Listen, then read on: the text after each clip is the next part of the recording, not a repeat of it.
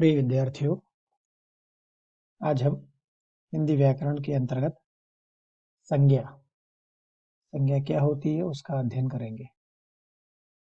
यह कंसेप्ट, यह संप्रत्यय आप अपनी प्राथमिक कक्षाओं से ही सीखते और पढ़ते आए हैं। आइए आज हम उसको थोड़ा सा विस्तार से देखते हैं और किस प्रकार प्रतियोगी परीक्षाओं में प्रश्न पूछा जाता है उसको देखते हैं। संज्ञा, जिसे अंग्रेजी में नाउन कहा जाता है, यह विकारी शब्द है। विकारी विकारी का मतलब वह शब्द जो लिंग, वचन, काल और कारक और पुरुष के प्रयोग से यह बदलता है, उसे हम संज्ञा कहते हैं। संज्ञा का एक मूल अर्थ यह भी है कि विकारी शब्द है, और सबसे महत्वपूर्ण, किसी व्यक्ति विशेष या भाव विशेष या जीव बोध के नाम को हम संज्ञा कहते हैं। आम बोलचाल या समझने के हिसाब से आप यूं भी समझ सकते हैं, किसी प्राणी, वस्तु, स्थान, गुण या भाव के नाम को संज्ञा कहते हैं। संज्ञा का दूसरा नाम नाम भी है, अर्थात यह प्राणियों का, वस्तुओं का, स्थानों का और भावों का नाम है। जैसे मोर, घोड़ा, अनिल, किरण, ये वे प्राणियों के नाम हैं। अनार, रेडियो, किताब, ये वस्तुओं के नाम हैं। कुतुब मीनार, नगर, भारत, ये स्थानों के नाम हैं। वीरता, बुढ़ापा, ये सब भावों के नाम हैं। इस प्रकार हम देखते हैं, प्राणी, वस्तु, स्थान और भाव के नाम को हम संज्ञा कहते हैं। संज्ञा के भेद। संज्ञा के मुख्यतः 3 भेद माने जाते हैं: व्यक्तिवाचक, जातिवाचक और भाववाचक। व्यक्तिवाचक को अंग्रेजी में प्रॉपर नाउन कहते हैं, जातिवाचक को कॉमन नाउन कहते हैं और भाववाचक को एब्स्ट्रैक्ट नाउन कहते हैं।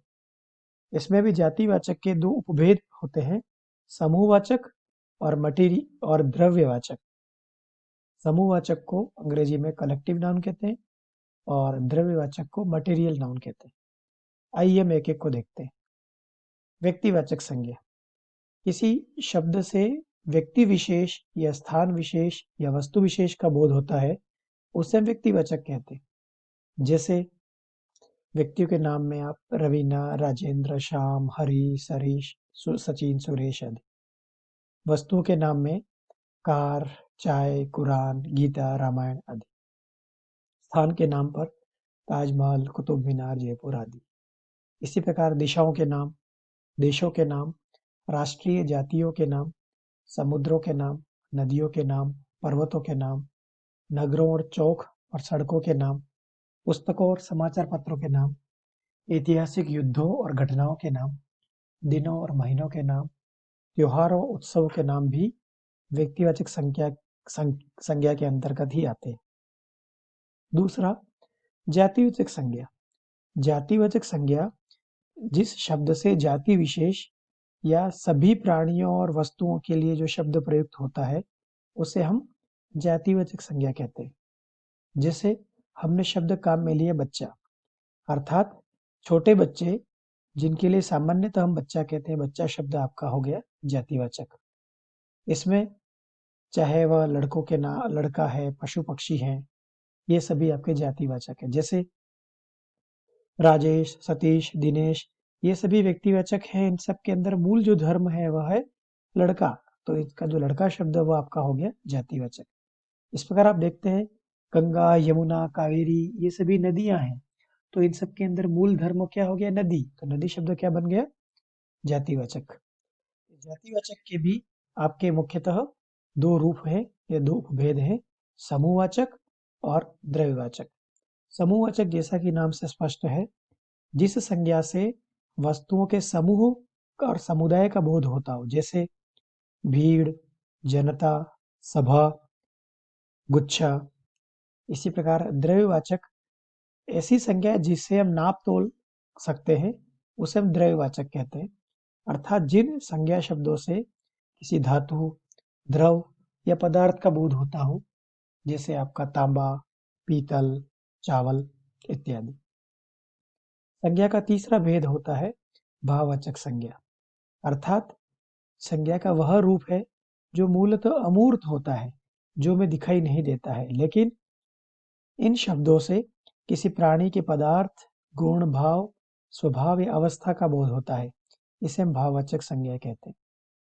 भाववाचक संज्ञाएं अनेक प्रकार से बनाई जाती हैं। उसमें सबसे पहला प्रकार है जातिवाचक संज्ञाओं से भाववाचक संज्ञा बनाना। जैसे स्त्री जातिवाचक संज्ञा है, इससे बन गया भाववाचक संज्ञा स्त्रीत्व। मनुष्य जातिवाचक संज्ञा है, इससे भाववाचक संज्ञा बनी मनुष्यता। आप देखेंगे भाववाचक संज्ञा अमूर्त होती है, जो दिखाई नहीं देती। वो केवल जिसे हम महसूस करते हैं या जिसे हम उसके भाव को हम बोध करते हैं। इसी प्रकार भाववाचक संज्ञा बनाने का एक और तरीका है, विशेषण से भी भाववाचक संज्ञा बनती है। जैसे लघु शब्द व आपका विशेषण है, लघु से आपकी भाववाचक संज्ञा बनी लघुता या लघुत्व या लाघव। ऐसे ही जैसे गंवार आपका विशेषण है, उससे बन गया आपका भाववाचक संज्ञा गंवारपन। इसी प्रकार एक और कोटि होती है, क्रिया से भी भाववाचक संज्ञा बनती है। जैसे खोजना से खोज, सींचना से सिंचाई, मिलना से मिलावट।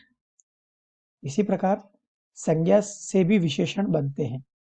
जैसे आपका अंत से अंत्य या अंतिम, अनुभव से अनुभवी, किताब से किताबी, क्रोध से क्रोधी। यह सारे शब्द भी आपके भाववाचक संज्ञा बनाने वाले हैं। इसी कोटि में, इसी प्रकार में क्रिया से भी और इस प्रकार की भाववाचक संज्ञाएं बनती हैं। लड़ना है, पालना है आदि से। सर्वनाम से भाववाचक संज्ञा बनाने वाले जो उदाहरण हैं, निज से निजत्व या निजता, अपना से अपनापन या अपनाव, स्व से स्वत्व। इसी प्रकार क्रिया विशेषण से भी भाववाचक संज्ञा बनती है। जैसे मंद से मंदी, दूर से दूरी। इसी प्रकार अव्यय से भी भाववाचक संज्ञा बनती है। समीप से सामीप्य, निकट से नैकट्य, शाबाश से शाबाशी, धिक से धिक्कार आदि। इन संज्ञाओं के प्रयोग को देखें तो इसमें भी कभी-कभी भले हमें दिखाई देती है जातिवाचक, लेकिन वह व्यक्तिवाचक में प्रयुक्त होती है। कभी दिखती हमें व्यक्तिवाचक है, लेकिन वह जातिवाचक रूप में प्रयुक्त होती है। कभी हमें दिखती भाववाचक है, लेकिन वह जातिवाचक के रूप में प्रयुक्त होती है। जैसे देखिए, कभी कभार जातिवाचक संज्ञा में दिखाई देती है, लेकिन वह व्यक्ति विशेष का बोध कराती है। जैसे शब्द आपका आता है पुरी। पुरी कहते ही हमारे सबके जहन में आता है जगन्नाथपुरी।